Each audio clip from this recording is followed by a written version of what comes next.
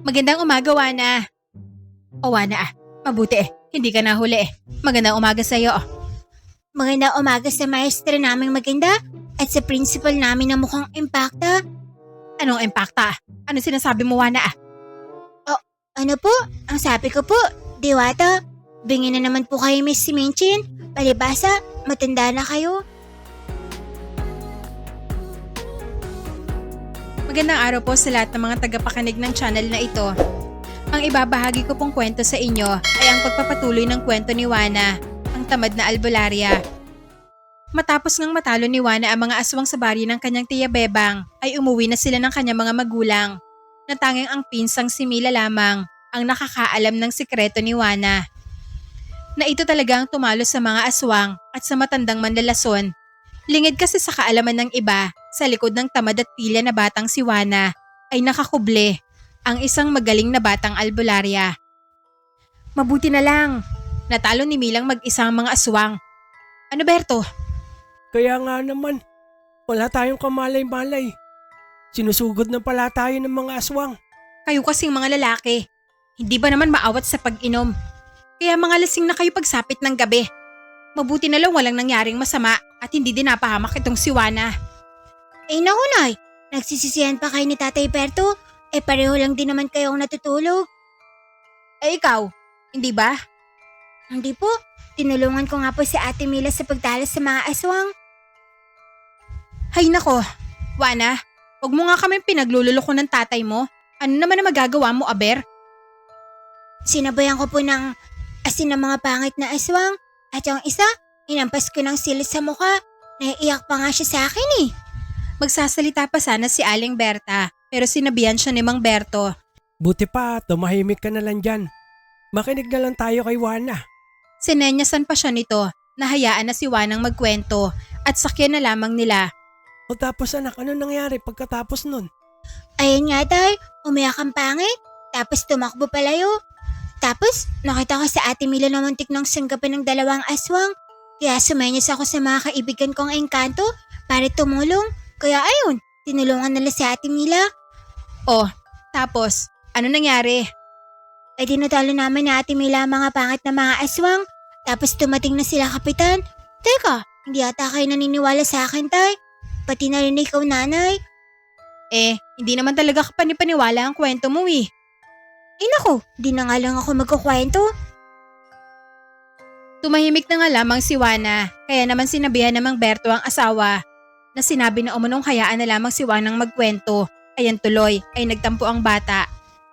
Nang makauwi na nga sila ng bahay, ay agad nang nagpaalam si Wana para puntahan ang kanyang mga kaibigan na sina Bebang at Nana at may dala ito na mga supot. Nanay, Tatay, aalis muna ako. At saan ka na naman pupunta?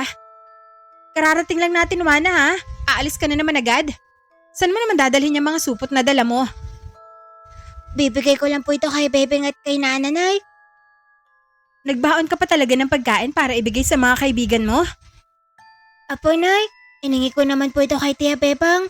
O siya sige na, huwag kang magpapagabi ha. Apo, Lumakad na nga si Wana papunta ng bahay nila Bebeng. At habang naglalakad ito ay nakasalubong niya ang dalawa na nagtitinda naman muli ng mga gulay. Nana? Bebeng? Kamusta? Wana? Andito ka na pala? Oo, inaanap ko nga kayong dalawa Naku Wana, kung iyayaan mo kami maglalaro, hindi ka mapwede. Naglalako pa kasi kami ni Bebeng. Hindi yun Nana, eto may dala ako para sa inyo galing sa fiesta. Lechon yan at saka pansit at pritong manok. Nag-iisa kayong supot na dalawa. Wow, talaga Wana? Naku, maraming salamat at may uulamin na kami. Oo nga Wana, salamat talaga dito at may lechon pa. Naalala mo pa talaga kami ni Bebeng? Marami pa ba yung ilalako nyo? Medyo marami pa, wala nga bumibili masyado Ibabalik na lang namin to siguro kay Alang Simang. Oo nga, baka wala pang 20 ang tubo namin dito Wana. Kulang pa pambiling bigas. Bakit? Wala ba kayong bigas Nana? Wala pa may sakit kasi si tatay. Kaya hindi makapagtrabaho at hindi naman sapat ang kita ni nanay sa paglalabada. at sapat lang pambayad ng utang naman sa tindahan ni Aling Paseng. Ganun ba? Mabuti pa, ibalik niyo na lang yung mga gulay na nilalako niyo kay Aling Simang. Total, wala naman kayong kita masyado dyan. Paano kami kikita kung hindi kami maglalako ni Nana ng gulay, Wana? Wala naman kasi kaming ibang alam na pagkakakitaan eh.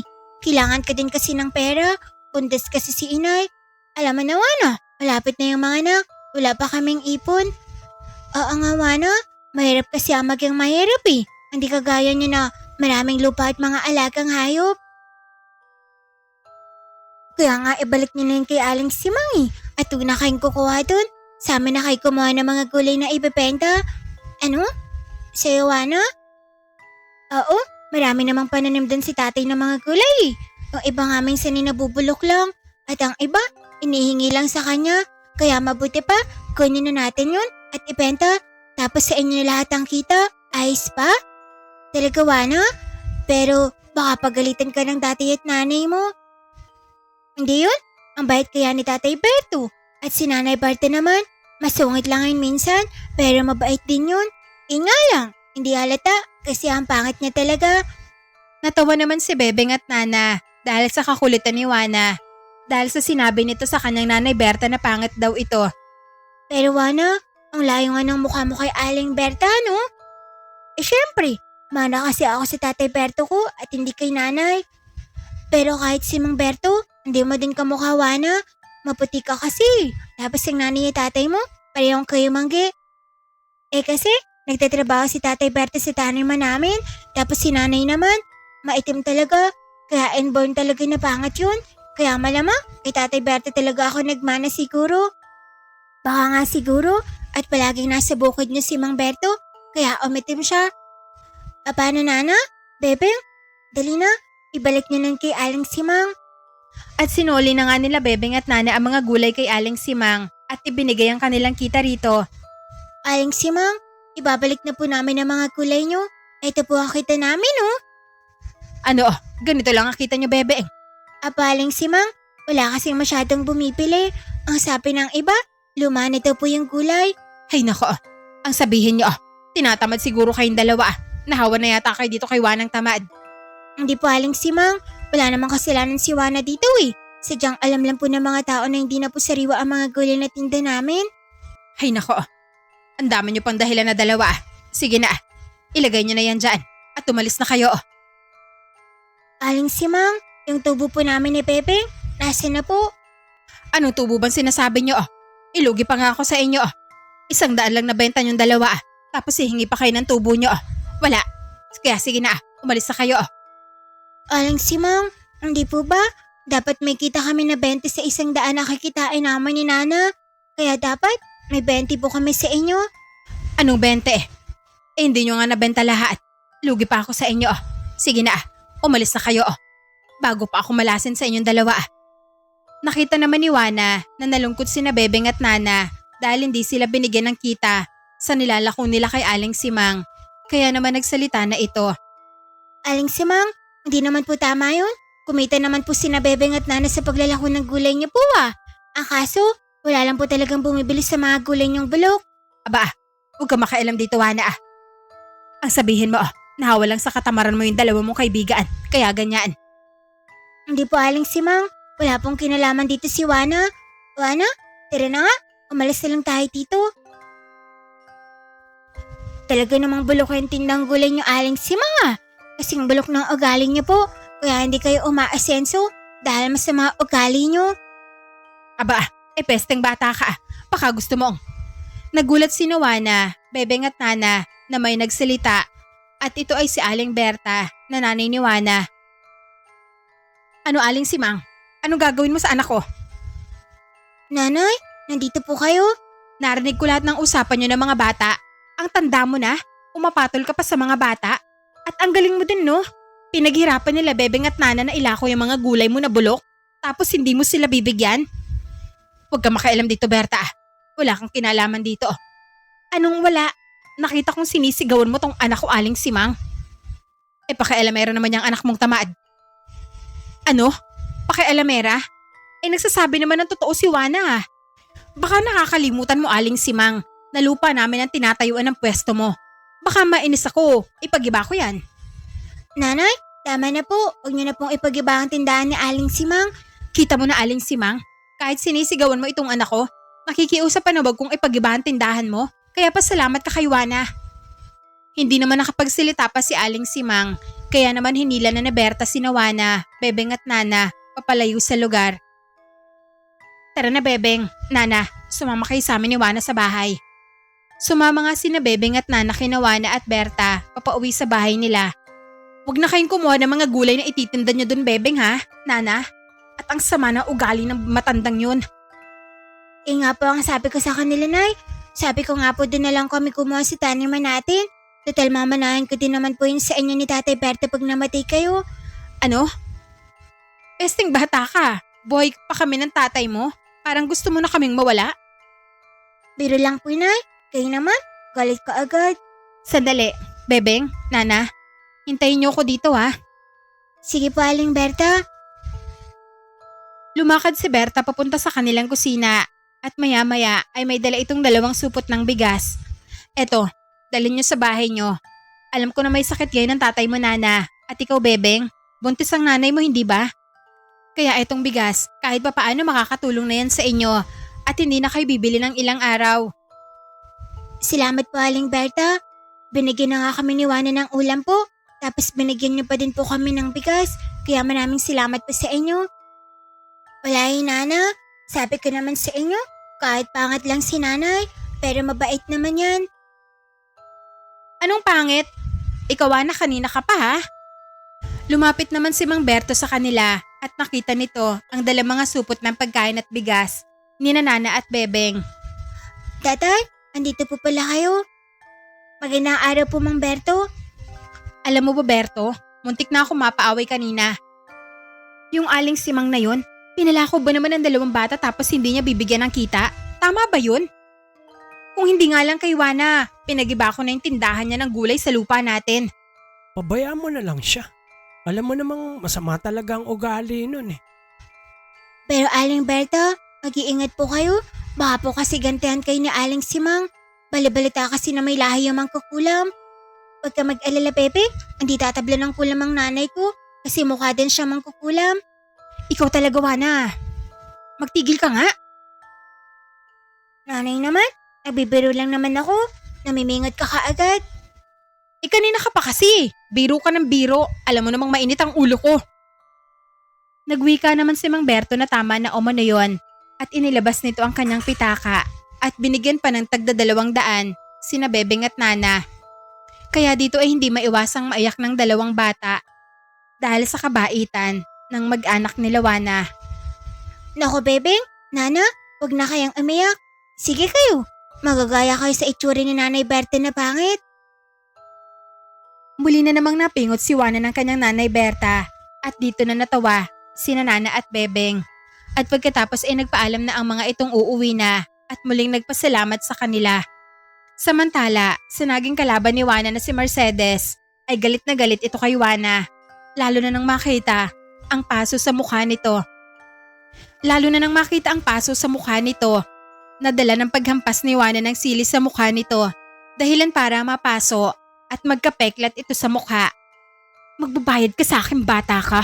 Hindi kita mapapatawad. Hahanapin kita at ako mismo ang papatay sa'yo. Kaya naman nagtalokbong na ito ng belong itim at nag-umpisa ng hanapin ang baryo ni Juana dahil wala na ang mga ito sa baryo nila Aling Bebang. Samantala, may isa pang aswang na interesado kay Juana at ito ay ang aswang na lipad na si Sylvia, isa sa mga alagad ng pinuno ng mga mangkukulam na si Carrion na naging isa na ring aswang. Dito pala sa baryo nito nakatira ang batang tumalo kay Mercedes. Susubukan ko nga ang batang yon kung totoong taglay niya ang kwintas ni Juanita. Balik naman kay Juana, kinabukasan ay may pasok na ito. At wala itong kamalay-malay na may nagtatangka ng masama sa kanya. Kaya gaya ng dati ay ginising na naman ito ng kanyang Nanay Berta. Juana, gising na. Ano ba? Tanghali na. Ikaw talagang bata ka. Kapag may pasok ang hirap-hirap mong gisingin. Mamaya na po, Nay. Inaantok pa po ako. Anong mamaya na? Mauhuli ka na. Kaya bumangon ka na dyan ha. Hinila na ito ni Aling Berta sa kanyang higaan Kaya naman wala na nagawa si Wana, kundi ang bumangon na. Dali na, maligo ka na dun sa poso sa likod ng bahay. Bilisan mo ah. Lumabas na nga ng bahay si Wana at pumunta na sa poso na nasa likod ng bahay lang din naman nila. Pinagmamasdan lamang ito ng duwende at ng kapre niyang mga gabay na nakatira lamang sa puno ng mangga. Ang aga-aga nang gigising na agad si nanay. Inaantok pa ako. Imbes na maligo ay naupo si Wana sa gilid ng poso at dito ay natulog pa ito habang nakasandal sa may poso. Kaya naman napakamot na naman ang ulo ang kapre at ang duwende dahil umandar na naman ang katamaran ng kanilang alaga. Maya-maya ay lumabas din si Berta at nakita niyang si Wana na natutulog habang nakasandal pa sa poso, kaya naman nilapitan niya ito. Wana? Diyos kong bata ka. Ginising na nga kita para maligo tapos natutulog ka pa dito sa poso? Ano ka ba naman? Wala pa pong tubig, Nay. Kaya inantay ko muna. Kaya nakatulog na lang po ako ulit. Anong hinihintay? Paano magkakatubig? Hindi mo naman binobomba ang posong yan. Nakakatamad pong gawin yun eh. Ay nakong bata ka talaga. Napakatamad mo talaga. Araw-araw na lang tataas talagang dugo ko sa'yo eh. Wala na nga nagawa si Aling Berta kundi paliguan na lamang nito si Wana dahil kung hindi ay malamang mahuhuli na ito sa kanyang klase. Kaya naman matapos maligo at bihisan na ito ni Aling Berta ay pinakain na ito ng agahan at pagkatapos ay pinapasok na sa paaralan. Wana, pagkatapos ng klase mo, diretso nang uwi sa bahay ah. Apo, Nay. O siya sige na, lumakad ka na. Lumakad na nga si Wana papunta ng kanilang paaralan dahil Lunas ay nasa gate ng paaralan nila nakapwesto ang mga guro at ang kanilang principal para batiin sila ng magandang umaga. Kaya naman ang pumasok na si Wana ay agad itong binati ng kanyang guro. Magandang umaga, Wana. O Wana mabuti hindi ka nahuli Magandang umaga sa iyo. Magandang umaga sa maestra naming maganda at sa principal namin na mukhang impacta. Anong impacta? Ano sinasabi mo, Wana? Ano po? Ang sabi ko po, Diwata, bingin na naman po kayo Miss Minchin. Palibasa, matanda na kayo. Tawa naman ng tawa ang guro nila na si Mia. Ano nakakatawa, Mia? Wala ho, Miss Minchin. Sige na, Wana. Pumasok ka na nga. Pumunta ka na sa silid-aralan mo. Pumasok na nga si Wana sa kanilang silid-aralan at naupo na sa kanyang upuan. Nakita naman ito nila Bebeng at Nana kaya nagpasalamat muli sa kanya ang dalawa. Magandang umaga, Wana. Maraming salamat sa mga bigay niyo hapon sa amin, ha? Tuwang-tuwa sila, Nanay. Sa amin din, Wana. Tuwang-tuwa ang mga kapatid ko sa lechon at pritong manok.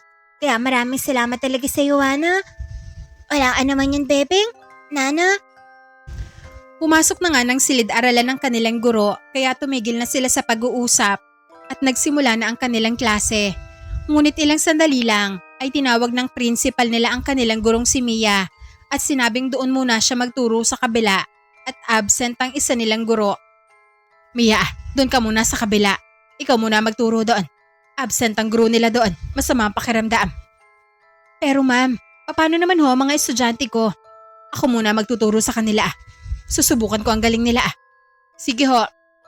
Mga bata, si Miss Minchin daw muna magtuturo sa inyo ha. Doon ako sa kabila, kaya magpakabait kayo. Sandali po, Mamiya. Bakit hindi na lang doon si Miss Minchin na magturo doon sa kabila? Bakit ikaw pa talaga? Nga po, ma'am. Dito ka na lang po sa amin. At bakit, Wana? Bebeng, ayaw nyo ba ako magturo sa inyo? Principal ako dito. Kaya mas magaling ako magturo kay Ma'am Mia nyo. Kakawalang gana po kasi pagpangit na nagtuturo sa amin eh. Hindi ba mga kamag-aral ko? Sumang-ayon naman ang lahat kay Wana dahil ayaw nila sa kanilang principal. Paano ba yan, Miss Minchin? Ayaw na mga mag-aaral ko na umalis ako eh. Basta doon ka sa kabila, Mia. Ako rito. Wala na nga nagawa si Mia at maging si Wana sa gusto ng principal. Kaya naman siya ang nagturo kina Wana. Ngayon, susubukan ko ang talino nyo. Magtatanong ako sa inyo mga bata. Isa-isa. Ikaw ang mauna, Bebeng. Bakit po ako Miss Minchin? Si Nana na lang po o kaya ay si Wana ang unahan nyo? Ano ka, Bebeng? Ikaw ang itinuri ni Miss Minchin na mauna eh. Ay nako, nagturuan pa talaga kayo. Sige na, Wana, ikaw na lang unang tatanungin ko. Sino ang pumatay kay Magellan? Ano po? Ang pumatay kay Magellan? Hindi ko po alam, Miss Minchin. Wala naman po ako din ang pinatay si Magellan eh. Ay, Bebeng, Nana, baka alam nyo. Sabihin niyo na kay Miss Minchin para ma-report sa pulis. Wala din kaming alam din, Wana. Oo nga, hindi nga namin kilala ni Bebeng yun eh. Ay nakong mga bata ito. Hindi ba kayo nagbabasa ng libro nyo? Nakakatamad po magbasa ng libro, Miss Minchin eh. Ay nako, kaya pala wala kayong alam. Hindi kayo nagbabasa. Bakit? Alam niyo po ba kung sino ang pumatay kay Magellan, Miss Minchin? Syempre alam ko. Sila Pulapo. Siya ang pumatay kay Magellan. Alam niyo po pala kung sino ang pumatay. Tapos magtatanong pa kayo sa amin? Dapat na-report niyo na po yan sa pulis. Baka nga po kasabot pa kayo nun eh. Nga no, kasi hindi na-report ni Miss Minchin agad sa mga pulis. Anong kasabuat? Ay nako, pesteng mga bata ito. Pinagbintangan pa talaga ako. Alikay, Bebeng, Nana, sabihin natin sa mga pulis na kasabot yung principal natin sa pagpatay sa isang tao. Tumayo na nga si Wana, Bebeng at Nana sa kanilang upuan at lalabas na sana ng silid-aralan nang pigilan ito ng kanilang principal. Ano ba? Wana, Bebeng, Nana, saan kayo pupunta? Ay di susumbong ka namin sa pulis si Miss Minchin. Aba, Miss Minchin, kasi mukhang kasabot po kayo ng pumatay. Ang sinasabi ko sa inyo ay nasa libro, sa history. Ano ba kayo? Naku, Miss Minchin, huwag niyo na kaming lokohin. Nagdadahilan lang po kayo para hindi kayo naman isumbong. Lumabas na nga ng silid-aralan, sina Wana at Bebeng at Nana. At sa takot ng kanilang principal na pumunta nga ang mga ito sa pulis, ay pinigilan niya ang mga ito dahil nga hindi malayong paniwalaan sila. Dahil nga 3 sila at mga bata pa. Sandali Wana, Bebeng, Nana, mabuti pa. Pag-usapan na lang natin to dun sa kantiin. Total magre-recess na din naman. Sige, tara. Pero dapat, libre niyo po kami, Miss Minchin ha. O siya, sige na. Tara na doon. Sinabihan na lamang ng kanilang principal ang ibang mga bata na mag-break na muna. Ano ba tong ginawa ko? Parang napasubo pa yata ako kinawa na. Mabuti pa, kausapin ko na lang at ipaliwanag sa kanila ng maayos ang tungkol kay Magellan, pati na rin kay Lapu-Lapu. Sinabihan niya ang 3 bata na mauna na sa kantina at susunod na ito. Kaya dito ay lumakad na ang 3 bata. Ang galing mo, Wana. Na-auto na natin si Miss Minchin na ilibre tayo ng merienda, no? Nga, Bebeng. Pero tama ba itong ginagawa natin, Wana? Tama lang, Tinana. Kasi kasalanan naman ni Miss Minchin eh. Pinilit niya na siya magturo sa atin, kaya kailangan niya tayong ilibre ng merienda. Pagdating nila ng kantin, ay agad na kumuha na sila ng pagkain na 3. At pagdating nga ng kanilang principal, ay kasama pa nito ang guro nilang si Mia. At nagulat ang mga ito sa dami ng kinuhang pagkain ni Wana, Bebeng at Nana. Andito na pala ang principal nating pangit, Bebeng, oh. Kasama si Ma'am Mia. Oo nga, kain po tayo, Miss Minchin. Ma'am Mia. Wana, bakit ang dami niyong in-order? Mauubos niyo ba yan? Naku, Miss Minchin, kulang pa nga po yung kay Bebeng eh. Nga po, ma'am. Ngayon lang kasi may nang libre sa amin, kaya sinamantala na namin. Napakamot ng ulo si Miss Minchin dahil mukhang malaki ang babayaran nito sa kinain ng 3. Mukhang nabiktima din po ata kay ni Wana Miss Minchin nung nakaraan. Malaki din ang binayaran ko nung pinakain ko siya sa kantin. Kaya dito ay napapaiyak na lamang ang kanilang principal sa laki ng binayaran nito na kinain ng 3. Mga bata, yung kanina, yung turo sa inyo ni Miss Minchin, nasa libro yun ng history nyo. Alam po namin, Ma'am Mia. Ano? Alam nyo, Wana? Apo, binibiro lang naman namin kayo kanina ni na Bebeng at Nana, Miss Minchin. Natakot agad kayo. Napaiyak na lamang ang kanilang principal. At mukhang naisahan nga siya nila Wana at sinadya ng mga ito para makalibre ng merienda. Kaya dito ay napatawa naman ang kanilang gurong si Mia at nakikain na rin. Ano tinatawa-tawa mo dyan, Mia? Tapos nakikikain ka pa dyan. Marami naman ho ito, Miss Minchin eh. Teka, mauubos nyo ba ito, Wana? Pag hindi po naupos, take out po namin. Kaya naman, wala na nagawa ang principal, kundi maupo na lamang din sa mesa at kumain, kasama ng mga bata. Makalipas ang ilang oras, ay uwian na ng mga estudyante. Kaya naman umuwi na sina Wana, Bebeng at Nana. Mga bata, mag-iingat kayo sa pag-uwi niyo ah. Apo, paalam na po, Ma'am Mia. Kaya naman lumakad na nga sila Wana, Bebeng at Nana pauwi sa kanilang bahay. At habang papauwi na silang tatlo, ay may nakasalubong silang isang babae na naglalako ng kakanin. At ito ay si Sylvia. Mga bata, bili na kayo ng kakanin. Masarap ito. Talaga, Ale? Masarap yan? Oo, masarap ito. Oh, tikman nyo. Naku, wag na. Mukhang panis na ata yan, oh. Hindi ah, masarap ito mga bata. Marami na nga bumili sa akin eh. Talaga? Ba't walang bawas at marami pang natira kung marami nang bumili sa inyo? Nainis naman si Sylvia kay Wana dahil nga tama ito at wala pang bawas ang paninda nito dahil sinadya niya talagang abangan si Wana para subukan ito. Pangalawang lako na to mga bata. Naubos na kasi yung una kong nilalako. Kaya bumalik ako. Kaya wala pang bawas yan. Talaga? Taga saan po ba kayo? Saan niyo po kinuha yan? Hindi naman naman kayo kilala. Pesting bata to ah. Ang daming tanong. Wika pa ni Sylvia sa isip nito dahil sa bawat pagdadahilan niya ay may bagong tanong si Wana sa kanya.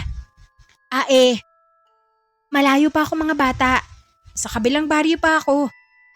Ganun po ba? Sige po, Ale. Wala din naman kaming pera eh. Tara na, Bebeng. Nana. Iniwan na nila Wana, Bebeng at Nana si Sylvia na nagkukunwaring nagtitinda ng kakanin kaya naman nainis ito. Nakakainis ang batang yun. Ang daming tinanong sa akin, wala naman palang mga pera. Wala itong nagawa kundi sundan si Wana papauwi sa kanilang baryo. Pero lingid sa kaalaman ni Sylvia ay alam ni Wana na sumusunod ito at alam din ni Wana na aswang ito. Kaya naman sinabihan niya si Bebeng at Nana na dumaan muna sila sa bahay ng albularya na si Tatalino. Bebeng, Nana, punta muna tayo kay Tatalino. Ano, Wana? Sa albularyo ba? Ano naman ang gagawin natin doon? Manghihingi lang tayo ng pang-protection, Bebeng. Hindi ba nung nakaraan, pinaglaruan tayo ng tikbalang para sa sunod ay hindi na tayo malapitan? Oo nga, naalala ko na naman yung tikbalang sa kakahuyan. Mabuti na lang, hindi na tayo sinaktan, no? Mabait kasi yung Nana, pero iba pa rin kasi kapag may proteksyon. Kaya daan muna tayo kay Tatalino. Lumakad nga ang tatlo patungo sa kubo ng matandang albularyo at nang makarating na sila ay agad bumukas ang pinto at lumabas ang albularyo. Magandang araw, Tatalino. Napatingin ang manang albularyo sa unahan nila Wana at muli itong tumingin kay Wana at nakita niya na kumindat ito. Kaya alam na kaagad ng albularyo na may sumusunod sa kanila kaya naman pinapasok niya agad ang mga bata sa kanyang kubo. Tatalino, maaari mo bang bigyan ng pang-proteksyon sina Bebeng at Nana? Nagwika naman ang albularyo na sige umano, siya na ang bahala. Kaya dito ay binigyan ito ng kwintas sina Bebeng at Nana. Oh, teko, bakit kami lang Tatalino? Paano po si Wana? Meron na ako, Bebeng, oh. Pinakita ni Wana ang kanyang kwintas. Teka, Wana, bakit iba yung sayo at iba yung sa amin? Kasi, mas nauna ako sa inyo na manghingi nito eh. Ang daya naman. Mas maganda yung sayo, Wana. Wag ka na magreklamo, Bebeng. Meron ka na nga eh. Nagwika ang albularyo na pareho naman umanong gumagana yon, kaya wag silang magtalo-talo. At ang mabuti pa, ay umuwi na sila dahil nga hapon na. Kaya naman umuwi na nga ang tatlo, pero sa likod ng bahay sila pinadaan ng albularyo para makaiwas sa nag-aabang sa kanila. At dahil may mga taglay ng pangproteksyon sina Bebeng at Nana, ay hindi sila magagawang maamoy ng aswang na si Sylvia na nag-aabang pa rin sa labas ng bahay ng albularyo. Ano kayong ginagawa ng tatlong batang yon? Bakit kanina pa hindi pa sila lumalabas? Hindi bale. Papabor naman sa akin pag gabi na sila lumabas. Tatambangan ko na lang sila sa daan pa uwi. Pero lingid sa kaalaman ni Sylvia ay nakaalis na si Wana sa bahay ng albularyo at sa likurang pinto ng mga ito dumaan. Kaya nga hindi niya ito nakita. Samantalang, nakarating na ng kanilang baryo si Wana. Bebeng, Nana, wag na wag niyong tatanggalin yun ah. Wana, hindi namin tatanggalin. Paano, Wana? Mauna na kami ah. Kaya dito ay lumihis na ng daan sina Bebeng at Nana at umuwi na din sa kanila si Wana. Nanay, tatay, nandito na po ang cute niyong anak na si Wana. Mabuti andito ka na. Magbihis ka na ng damit mo. Apo, Nay. Pumunta nga ng silid na to si Wana para magbihis. Kamusta na kaya ang pangat na sumusunod sa amin? Baka nilalamok na yung kakahintay na lumabas kami sa bahay ni Tatalino. Hindi maiwasan ni Wana ang mapangiti habang iniisip niya ang babaeng aswang na sumusunod kanina sa kanila. At tama nga ito, dahil sumapit lang ang gabi ay nag-aantay pa rin si Sylvia sa bahay ng albularyo para sa paglabas ng mga bata. Nakakainis? Kanina pa ako dito. Ano kayong ginagawa ng mga yon? Bakit hindi pa sila lumalabas? Samantala sa bahay naman nila Bebeng ay may narinig itong mga kalabog sa kanilang bubungan. Kaya naman agad na isinara ng kanyang tatay ang mga pinto at bintana. Ano po yun, Tay?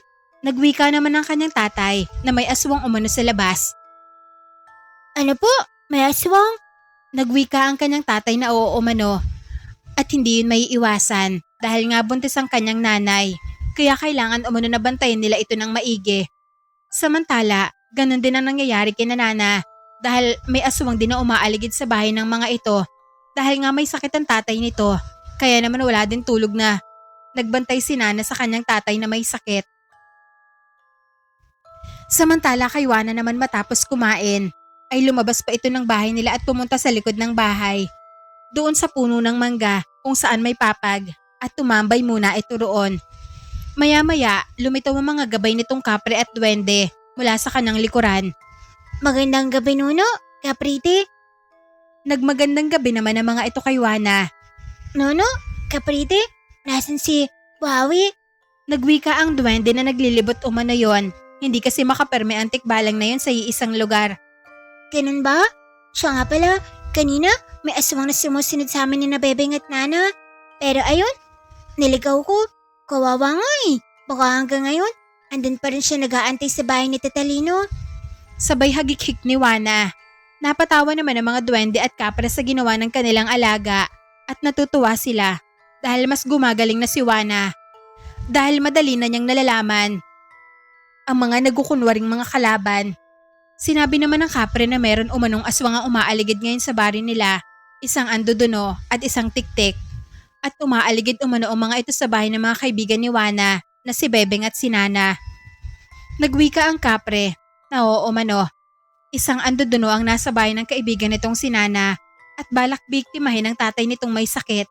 At kina Bebeng naman ay isang tiktik na balak biktimahin ang nanay nitong buntis. Ganun? Ang tatapang nilang mga biktima sa bari ni Wana, oh. Sige, puntahan natin. Lalakad na sana si Wana nang bigla na lumabas si Aling Berta sa bahay nila at tinawag siya nito. Wana, saan ka pupunta? Mamamasyal po, Nay. Anong mamamasyal? Gabi na. Pasok. Nanay, sandali lang po. Magpapahangin lang po ako. Doon ka sa loob ng bahay magpahangin. Nanay naman eh. Pasok na Wana. Huwag mo na akong galitin. Baka mapingot na naman kita. Ay naku, sige na nga. Galit na naman ang nanay kong impacta. Anong sabi mo? Wala po. Sabi ko, papasok na po, Nay. Wala na nga nagawa si Wana kundi ang pumasok ng bahay. Kaya, hindi na niya napuntahan ang bahay ng kanyang mga kaibigan. Hindi niya din kasi pwedeng utusin ang mga gabay nito na sugurin ng mga aswang nang wala ito dahil bawal sa mga engkanto ang makialam.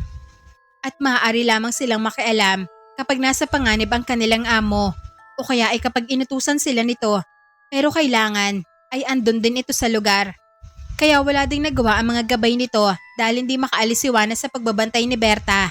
Samantala, dahil sa inis, ay umalis na lamang sa lugar si Sylvia dahil sumapit na ang hating gabi ay hindi pa rin lumalabas ang mga inaabangan niya na mga bata. Kaya naman lumipad na ito papalayo at dito na lumabas ng bahay si Tatalino nang nakangiti at nagwika na mukhang may nagpapasakit na sa ulo ng mga kampo ng dilim. Sumasagi pa sa isip nito ang batang si Wana na ngayon ay natutulog na at humihilik. Hindi alintana ang mga kakaharapin nitong pagsubok sa hinaharap. Kinabukasan, kagaya ng dati, ginising na naman ni Aling Berta ang anak na si Wana dahil mauhuli na naman nga ito sa kanyang klase. Wana, ano ba? Gumising ka na dyan. Nanay naman, ang aga-aga, ang ingay-ingay mo. Natutulog pa yung tao eh. Bumangon ka na dyan ah. May pasok ka pa. Bakit ba ang tamad-tamad mong bumangon na bata kapag may klase? Hinila na naman ito ni Aling Berta sa higaan para bumangon na. Kaya wala na namang nagawa si Juana, kundi ang bumangon. Naligo na ito at pagkatapos ay nag-almusal at saka pumasok na ng kanilang paaralan. Juana, umuwi ka ng maaga ha? Apo, Nay. Lumakad na si Juana at ilang sandali lang ay dumating naman si Aling Simang na nakangiti pa. Tinawag si Berta na papasok lamang sa kanilang bahay. Berta, magandang umaga. Maganda sana ang umaga ko kung hindi lang kita nakita, Aling Simang. Anong kailangan mo? Pasensya ka na nung nakaraan, Berta. Hindi ko naman sinasadya yun. Talaga sigurong mahina lang ang benta ko. Kaya napagbalingan ko ang mga bata. Kaya patawad. O eto, pangbawi. Ayos lang. Huwag mo na lang uilitin, Mang Simang. Sige na, kahit huwag mo na akong bigyan yan.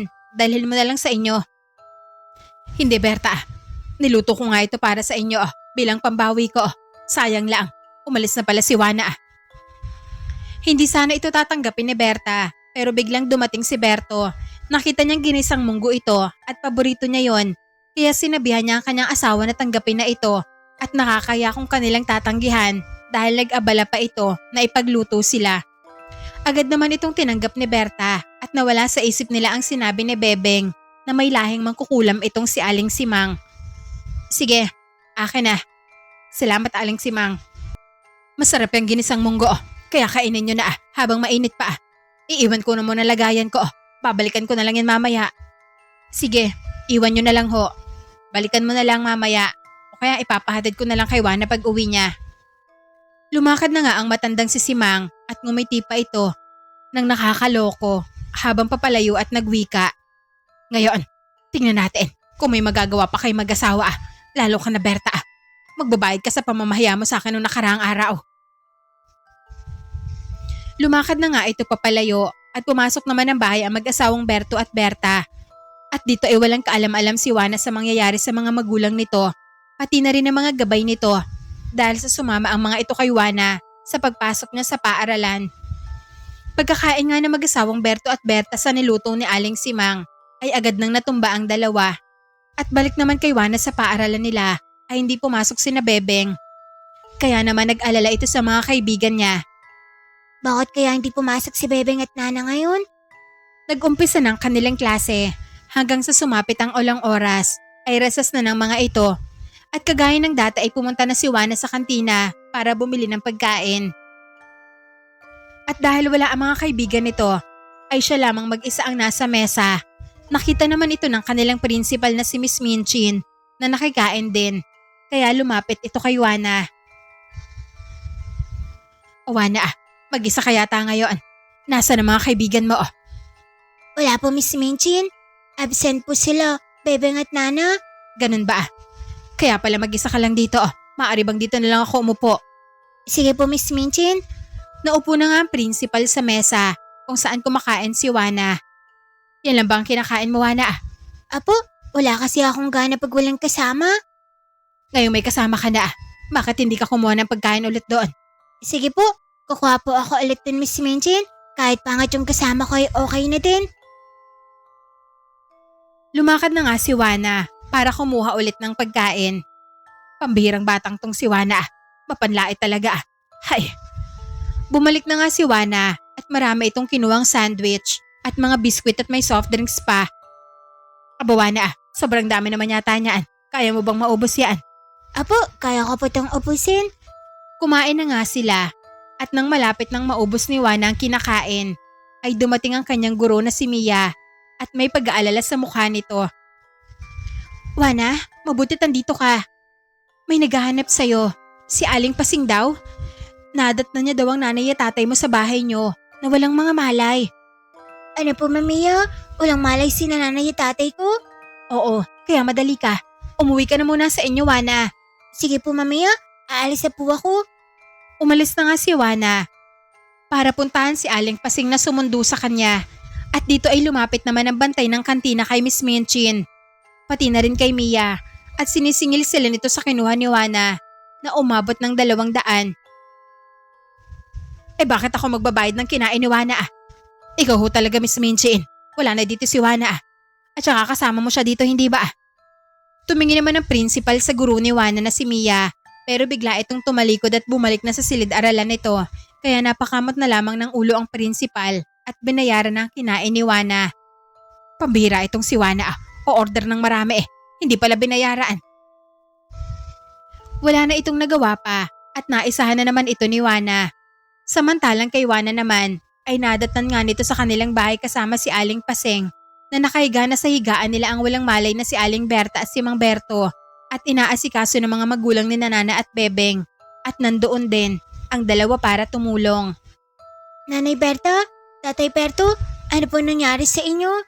Nagsalita ang nanay ni Bebeng na buntis na hindi umano nila alam at humingi lang ng tulong sa kanila si Aling Paseng.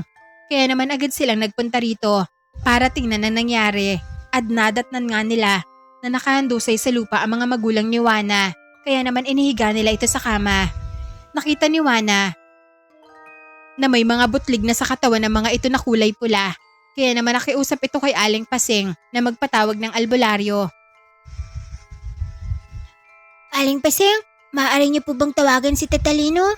O sige sandali lang. Pupuntahan ko. Bakit, Juana? Ano bang nangyayari sa tatay at nanay mo? May kutob ako na hindi maganda, Bebeng. Baka kinulam sila. Tinan mo, may mga butlig na sa katawan nila. Ano?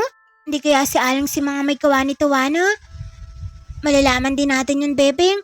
Pag siya ang may gawa nito kay nanay at tatay, hindi ko talaga siya mapapatawad. Ang dami naman ngayon masasamang nilalang sa baryo natin, Juana. Kami nga, inasawang kagabi, ganun din sina Bebeng, kaya hindi kami nakapasok. Oo, alam ko, Nana. Kaya ano, tatapusin ko lang problema ko kay nanay at tatay, tapos itulungan ko kayo. Nagtaka naman sina Bebeng at Nana sa sinabi ni Juana.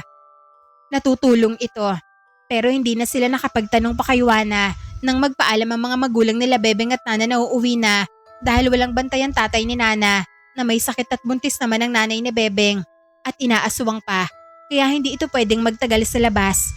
Sinabihan na lamang nila ang mga anak nila na wag muna nilang iwan si Juana dito ng mag-isa. Sige po, Nay. Dito lang po muna kami, uwi na lang po ako mamaya. Lumakad na nga ang dalawang ginang at naiwan ang 3 bata habang inaantay ang albularyo na dumating. Sandali, Bebeng. Nana, dito lang muna kayo Pupunta lang ako ng likod ng bahay, sandali. Pumunta nga ng likod ng bahay nila si Juana at pumunta sa puno ng mangga kung nasaan ang mga gabay nito. Nono, Kapriti, tulungan niyo ako. Kinulam si nanay at tatay.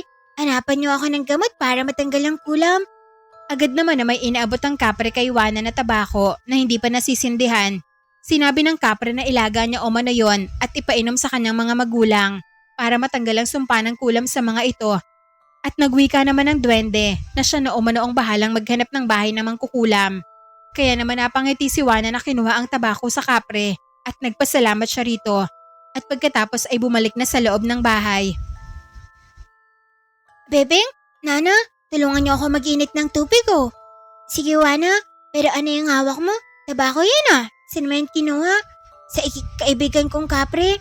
Juana naman nagtatanong ako ng maayos dito. Oo nga, sa kaibigan ko itong kapre ng galing Nana. Ito ang gamot kina Tatay Berto at nanay ko, kaya dali na, tulungan niyo na lang ako. Sinunod na lamang muna nila Bebeng at Nana si Juana at nag-init ang mga ito ng tubig. At nang kumulo na, ay nilagay ni Juana ang tabako sa kumukulong tubig at ilang sandali lang ay kumuha ito doon ng tubig at isinalin niya sa baso. Pinalamig niya na muna ito hanggang sa maging maligamgam na. Dali, Bebeng, Nana, tulungan niyo akong iangat yung ulo ni nanay at tatay para mapainom ko ito sa kanila. Juana, sige. Iniangat nga nila Bebeng at Nana, sina Aling Berta at Mang Berto at pinainom at tiniwanan ng tubig na pinakuluan ng tabako na galing sa gabay niyang kapre. At dito nakita nila Bebeng at Nana ang unti-unting pagkawala ng mga butlig sa katawan ng mag-asawa. Ayun, umubra na. Oh, ang galing mo, Juana. Nikamot mo ang nanay at tatay mo. Oo nga, Juana, para ka na talagang albularya. Nakita nila na unti-unti na nagkakamalay sina Berto at Berta. Aray, ang sakit ng katawan ko. Juana, ano nangyari? Kinulam po kayo, Nay. Tay, Ano? Kinulam kami? apo, mabuti na lang. Naagapan po agad. Walang hiyang simang yun ah. Sinasabi ko na nga ba at may masamang binabalak yun kanina at biglang bumait? Nagpunta po ba si Aling Simang dito, Nay? Oo, nagdala ng ulam, pambawi daw. Yun pala ay may masamang pakay. Ganun ba? Sige, ako na nga pong bahala sa kanya, Nay. Nakita ni Berta na naging seryoso ang mukha ni Juana at tatanungin niya sana ito kung ano ang gagawin niya nang biglang dumating ang albularyong si Tatalino kasama si Aling Paseng na nagulat pa nang makita na may malay na si Berta at si Berto. Nako, salamat naman. Magaling na kayo. Teka, sinong gumamot sa inyo? Si Juana po, Aling Paseng. Siya po ang gumamot sa nanay at tatay niya. Ano? Si Juana ah. Paano? Lumakad ang albularyo sa dapugan at nakita nito ang mainit na tubig na may nilalagang tabako. Kaya naman tumingin ito kay Juana. Pasensya na po, Tatalino. Akala ko po kasi hindi ko kaya magamot si nanay at tatay. Kaya pinatawag ko po kayo para makasigurado. Napangiti naman si Tatalino at sinabing ayos lang umano at mukhang mas magaling pa nga ito kaysa sa kanya. Lalo na at may mga gabay pa itong tumutulong sa kanya. Nagulat naman sina Berta at Berto, pati na rin si Aling Paseng at ang dalawang batang si Bebeng at si Nana sa narinig mula sa albularyo. Dito na nga napagtanto na mag-asawa na ang sinasabi sa kanila ni Juana na siya ang tumalo sa mga aswang ay maaaring totoo at hindi niya gawa-gawa lamang. Juana anak, may kaibigan ka bang mga hindi namin nakikita? Apo, Nay, isang duwende, isang kapre at isang tikpa lang. Gusto niyo pong ipakilala ko po siya sa inyo? Nako, hindi na anak, pakahimatayin pa ako lalo. Nagwika naman si Tatalino na huwag ipagsabi kahit kanino ang nalalaman nila na si Juana ang gumamot sa mga magulang nito. Hayaan umano nila na isipin ng mga tao na siya ang gumamot sa mga ito para mapangalagaan ang kaligtasan ni Juana at maaaring maging puntirya kasi ito ng mga masasamang nilalang pag nalaman nila ang kakayahan nito.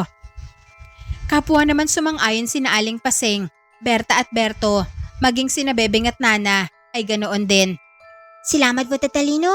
Pero kaya ko po ang sarili ko. Amanda sa akin namang kukulam na yun. Pati na ang mga aswang na umaaligid sa baryo namin. Ngumiti naman si Tatalino at sinabing sige umano at siya na ang bahala at kung kailangan niya ng tulong ay magsabi lamang ito sa kanya. Kaya naman umuwi na ito kasama si Aling Paseng. Dahil ayos na din na naman ang lahat. Nang malapit na ito sa kanyang kubo ay may nakita itong matandang babae na nag-aantay sa kanya. Kaya naman tinanong niya ito kung kanina pa ba ito nandoon. Hindi naman. Ano, kamusta ang apo ko, Lino? Nagwika si Tatalino na walang kaduda-duda na naman ang ni Juana ang angking galing ng kanyang inang si Juanita at marahil mas may higitan pa niya ito. Dahil nagawa ni Juana na mapaamo ang tikbalang na si Buhawi na matagal nang inaasam-asam ng ilang antingero at albularyo na mapaamo ito.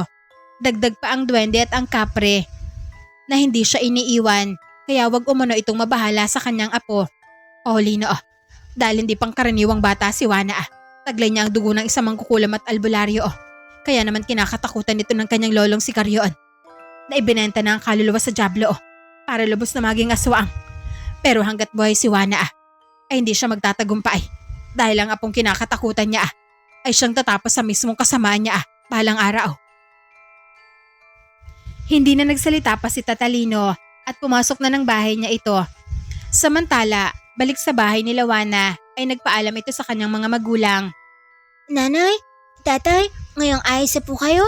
Maaari po bang samahan ko muna sina Bebeng at Nana sa kanila? Tutulungan ko lang po sila laban sa mga aswang po. Ano? Mga aswang? Naku anak, hindi pwede. Baka naman mapano ka. Kaya ko po ang mga inay. Wala po ba kayong tiwala sa kwit niyong anak? Inakbayan ni Mang Berto ang asawang si Berta at sinabihan na hayaan na umano nito si Juana.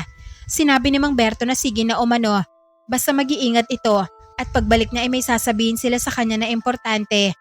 Dito napatingin si Berta sa asawa dahil alam na nito ang ibig sabihin niya na ipapaalam na nila kay Juana ang totoo na ampun lamang ito. Sige po, Tatay Berto. babalik pa agad ako.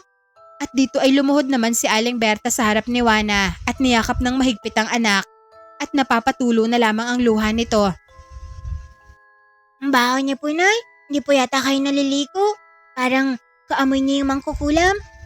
Napapaiyak na sana si Berta pero bigla itong napalitan ng inis dahil sa sinabi ni Juana sa kanya kaya napingot niya na naman ito. Ano sabi mo? Aray, Nanay, ang sakit. Bakit naman po kayo namimingot dyan? Eh naku, kung alam ko lang, hindi ko na sana kayo kinamot. Tara na nga, Pepeng. Nana, para makalayo na ako sa nanay kong masama ugali. Anong sabi mo, Juana? Halika nga dito, mabubukulan ka sa aking bata ka. Pero tumakbo na papalayo si Juana kaya wala na nagawa si Berta sa anak nitong makulit kundi mapangiti na lamang dahil kahit hindi niya ito tunay na anak ay mahal niya pa rin ito. Una nilang pinuntahan ang bahay nila Nana at dito ay pinainom ni Juana ng tubig mula sa pinakulo ang tabako, ang tatay nito. At dito ay nakita nila na bigla itong sumigla. Ayan, magaling na ang tatay mo, Nana. Babalikan ko na lang ang anto doon sa susunod, ha? Tatalay magaling na ang tatay mo. Hindi na yung bibisita dito sa inyo mamaya. Unahin ko muna ang tik-tik na gumagambala kay na Pepeng. Sige, Juana. Salamat sa'yo. Ang galing mo talaga gawa ng albularia. Iniwan na muna nila Juana at Bebeng si Nana sa bahay nila at pumunta na sa bahay nila Bebeng. Magandang hapon po, Aling Banji. O Juana, bakit nandito ka? Kamusta ang nanay at tatay mo? Ayos na po sila, Aling Banji. Magaling na po sila. Salamat po sa tulong nyo kanina, ha? Kaya naman po, kayo naman po ang tutulungan ko. Ano? Tutulungan mo kami? Apo, Nay, tutulungan tayo ni Juana laban sa aswang. Anong sabi mo, Bebeng? Tutulong si Juana laban sa aswang? Opo, ako na po ang bahala, Aling Banji. Magtiwala po kayo sa akin. Hindi na lamang umimik si Aling Banji sa sinabi ni Juana at hinayaan niya na lamang ito. Matulog lang po kayo mamaya, Aling Banji, ha? Kami na po ni Bebeng ang bahala sa tik-tik. O sige, sigurado ka Juana ha? Apo, ako po ang bahala. Lumipas nga ang ilang oras ay doon na naghapunan si Juana. Juana, pasensya ka na. Tuyo lang ang ulam namin. Ayos lang ang Bebeng. Paborito ko din naman yun eh. Kakain na sana sila nang may kumatok sa bahay nila Bebeng at nang buksan nila ang pinto ay nakita nila ang tatay at nanay ni Juana. Magandang gabi sa inyo, Banji. Pasensya na kung napasunod kami. Nagdala nga pala kami ng ulam. Alam kasi namin na dito kakain si Juana namin. Naku, Aling Banji, huwag niyong tanggapin. Baka mayanggaw kayo ng nanay kong masama ugali. Anong sabi mo, Juana? Wala po, bili lang po, Nay. Kayo naman, nagagalit agad.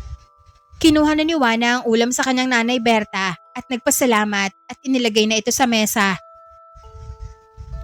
Eto, Aling Banji, nagdala ang nanay ko ng ulam. Pero pagtsagaan niyo na lang ang lasa, ha? Hindi kasi yan marunong magluto. May sinasabi ka ba, Juana? Wala po, Nay. Mag-iingat po kayo pa uwi. Kaya naman umuwi na lamang ang mag-asawang Berto at Berta dahil baka masapuyog na ni Berta ang anak na si Juana. Kaya naman kumain na sila at pagkatapos ay naghanda ng matulog. Pero bago pumasok ng silid sila Juana at Bebeng, ay pumunta muna sila ng kusina. Bebeng, may sili ba kayo dito? Juana, eto siling lapuyo. Ayos, maganda yan, Bebeng. Tamang-tama. Ano bang gagawin mo dito, Juana? Didikdikin natin at ilalagay sa supot. Ginawa nga ito ng dalawa at pagkatapos ay pumasok sa silid kung saan natutulog ang nanay ni Bebeng na buntis. Dahil kapwa may kwenta sina Bebeng at Juana ay hindi nahahalata ng aswang na tiktik ang presensya ng mga ito. Kaya naman sumapit ang dilim at tulog na ang lahat kasama si Bebeng.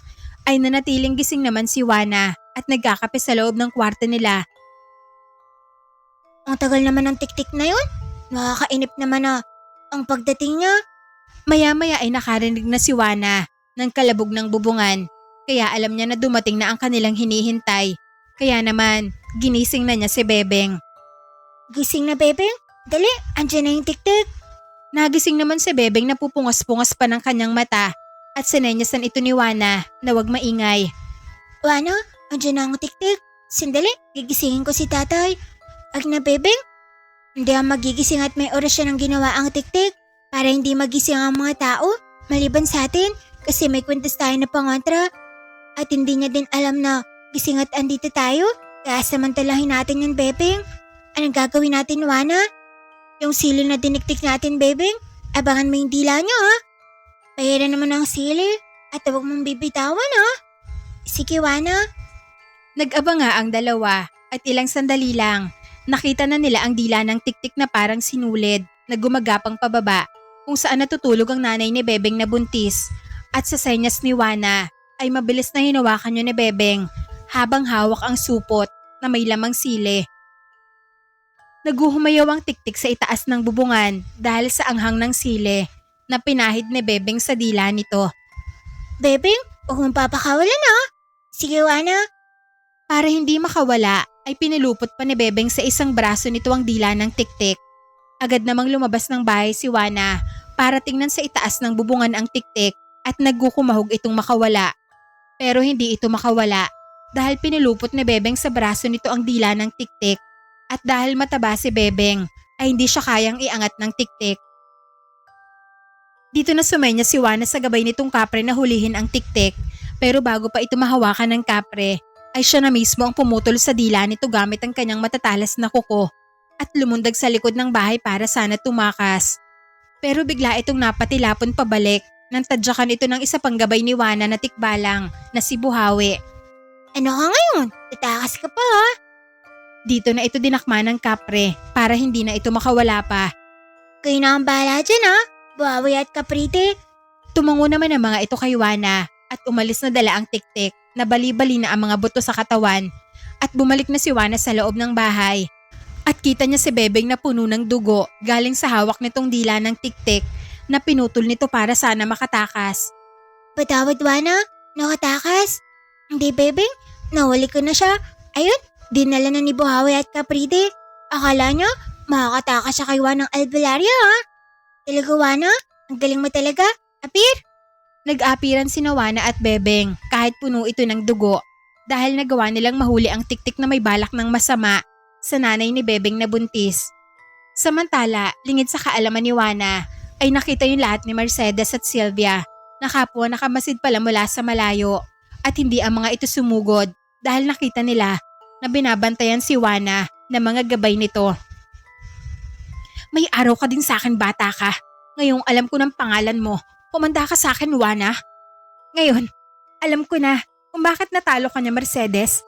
Hindi pala basta-basta ang batang yon. Huwag kang makialam, Sylvia. Ako ang papatay sa batang yon.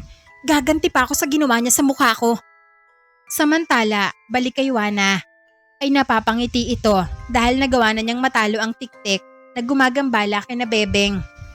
Ngayong wala na ang tiktik. Ang andodo na naman ang isusunod ko. Tapos si Aling Simang naman kukulam. At ang dalawang pangat na nag-aabang at nanonood sa akin sa malayo. Hindi ba, Nuno? Wika ni Wana sa gabay nitong duwende na nasa balikat na niya at alam pala nito na pinagmamasdan siya ni na Mercedes at Sylvia. Kaya naman nagpaumaga na ito sa bahay nila Bebeng. At pagbukang liwayway ay nagpaalam na ito na uuwi na at pag-uwi nga ni Wana sa kanila ay sinalubong na siya ng kanyang tatay Berto at nanay Berta para sabihin sa kanya ang buong katotohanan. At dito ko na muna po tatapusin ang kwento ni Wana. Sana po ay magustuhan nyo. Maraming salamat at magandang araw pong muli sa lahat.